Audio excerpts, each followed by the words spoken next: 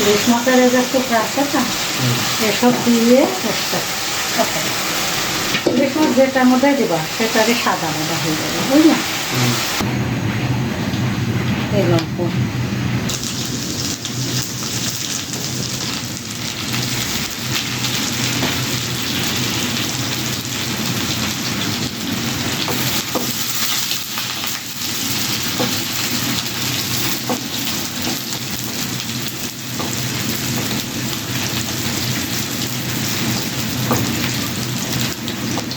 এটা কাঁচামরিচ পেঁয়াজ আদা রসুন একসাথে বাটা।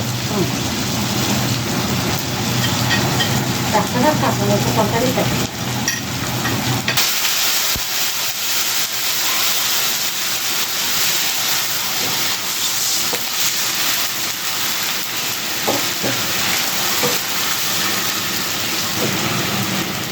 মরিচের গুঁড়া, হলুদের গুঁড়া,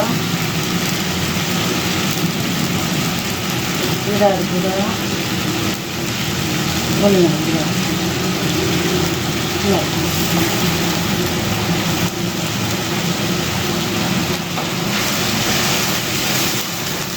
এটা সিম্পল রান্না।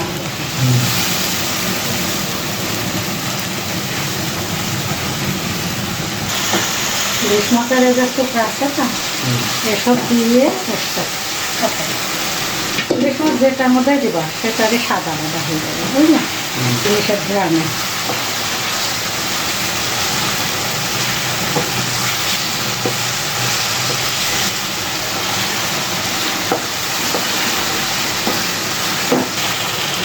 পানি দিয়ে দিলাম।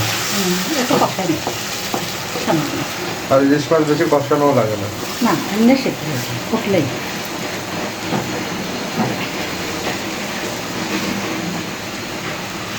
কালারটা তো খুব সুন্দর হয়েছে কাঁচামরিচের কালার। হ্যাঁ খুব সুন্দর তুলে ফেলছো না।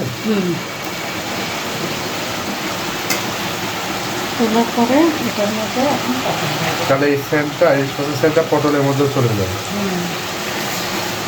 এই পটলটা তেল দিয়ে ভরে নিয়ে নেওয়া হবে। আবার এভাবে কাঁচা বানানো এই কাঁচা বেশি তাহলে ধনেটা তেলের গন্ধ লাগে।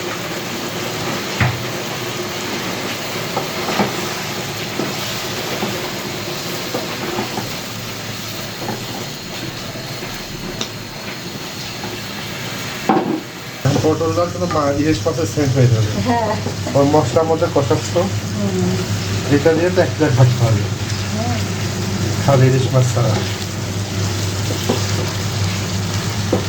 আরেকদিন করবো কচু দিয়ে আরেকদিন করবো চারদিন দিয়ে কষা মাছের আমি দিয়ে দিলাম পানি।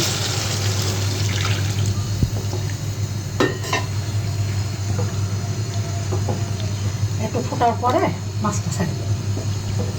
তরকারিটা যখন একটু ফুটে উঠবে তখন মাছটা ছাড়ি দেবো।